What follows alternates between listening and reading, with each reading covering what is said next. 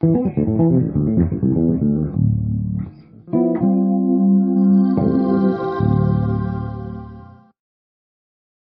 what is up, guys? Joe Hubbard here with another lesson. Today I want to talk about a concept that I call interconnecting 2-5-1s.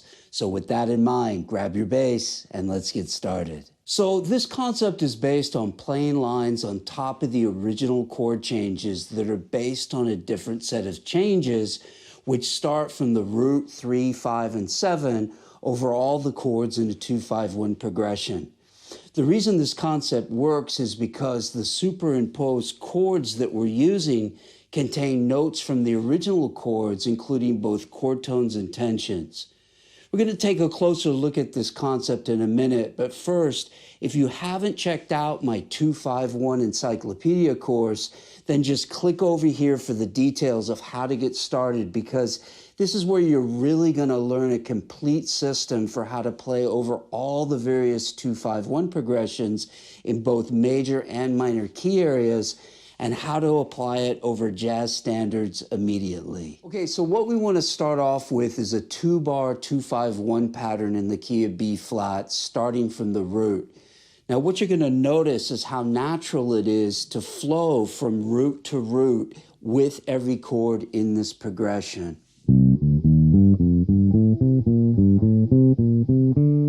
Similarly, if I start on the third of each chord, it's going to sound like this.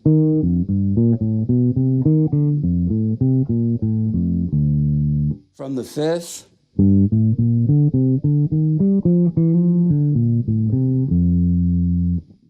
and from the seventh.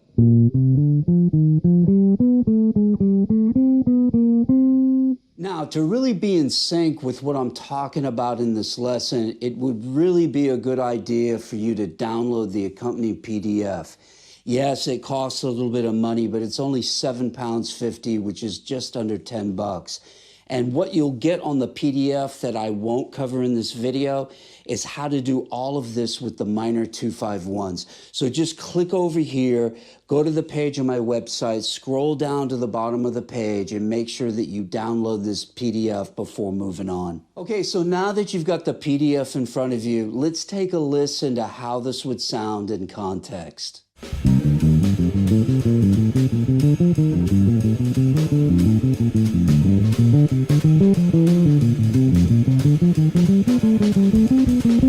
Okay, so starting out with the root, let's go ahead and break this down so you can clearly see the analysis of what I'm playing.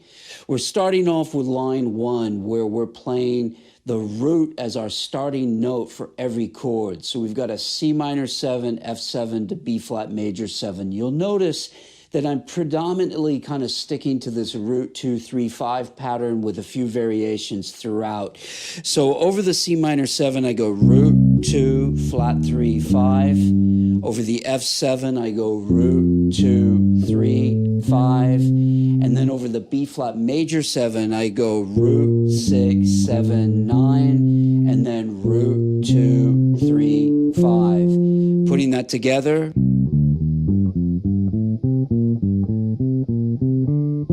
So in line 2, we're starting from the third of each chord in the 2-5-1 progression.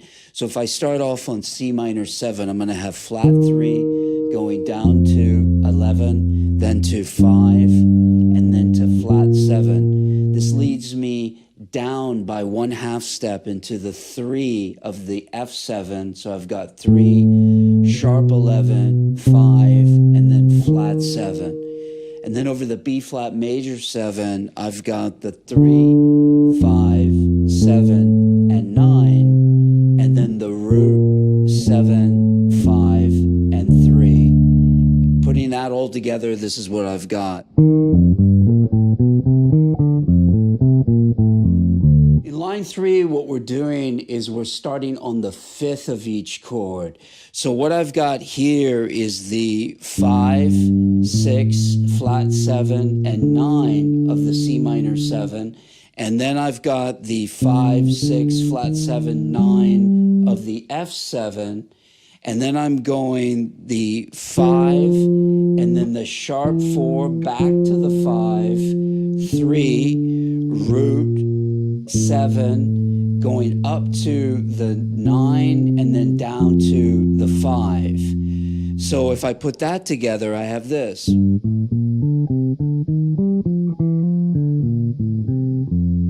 the next chord, we're starting on the 7th of each chord. So I start off here on the flat 7, root, 9, and then the 11 of the C minor 7.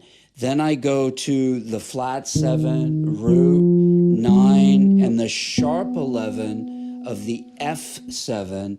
And then I go to the 7, then a chromatic approach note above the 6, and then back to the 7. And then I go up to the 9, chromatic approach note above the root, and then back to the 9.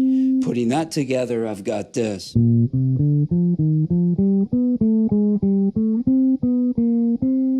So one of the things that I really want to bring out in this lesson is the idea that when we're starting it from the 3rd, the 5th, and the 7th of the chords, that we're actually creating these upper structure chords on top of the original 2-5-1 changes. So the original line 1 is just our straight parent chords starting from the root, the 2, the 5, and the 1. In this case, C minor 7, F7 to B flat major 7. But when I then go from starting from the 3rd, I would be then superimposing a new set of changes, which would be E flat major 7 to A minor 7 flat 5 to a D minor 7 for the first 4-note cell of that B flat a major 7. So let me just show you what I mean. If I look at that line that we had over the C minor 7, with starting from the flat 3, 4, 5 to flat 7, if I'm thinking of that as an E flat major 7 chord, that's a root 2, 3, 5 pattern. Similarly, when we go to the F7, I'm starting on the A, which is the 3rd of the F. But if I think of that as a chord starting from the A, this would be an A minor 7 flat 5. And again, the line would give us the root 2, flat 3, flat 5 of the A minor 7 flat 5. So in relation to F7, it's a 3, sharp 4, 5, flat 7. But in relation to the A minor 7 flat 5, it's the root 2, flat 3, flat 5. That's why I said earlier that predominantly we're just thinking root 2, 3, 5 on most of these ideas. So going into the B flat major 7 there, I'm really outlining a D minor 7 chord here. It is the 3, 5, 7, and 9 of the B flat major 7, but it's also the root, flat 3, 5, and flat 7 of a D minor 7 chord. So again, moving into the chords that start on the 5th, we've got a G minor 7 superimposed above the C minor 7, which gives us that root 2, flat 3, 5 concept. And then a C minor 7 superimposed over the F7, which gives me the root 2, flat 3, 5 concept. And then if I'm looking at that B flat major 7 chord there, I'm really thinking of this as an F major 7. So the notes over the F major 7 there would be the root 7, root. Then I've got the 13. Then I've got a chromatic approach above the 3rd. Then up to the 5, and then down to the root. So that's very cool how these things sort of overlap on top of each other. And, you know, we're looking at the relationship in relation to the parent chord, and then the relationship over the new set of changes. So if we then go to the chords starting on the 7, I've got here I've got a B flat major 7 here playing the root 2, 3, 5. And then here I've got this E flat major 7, sharp 5 type of idea here. So this is very cool over the F7. So if you look at that again, in this context of the B flat major 7, that's just root 2, 3, 5. And over the E flat major 7, sharp 5, I've got the root 2, 3, 5. But over that F7, that was flat 7, root 9, and sharp 11. Do you see what I mean? So, you know, this is a very cool concept to explore.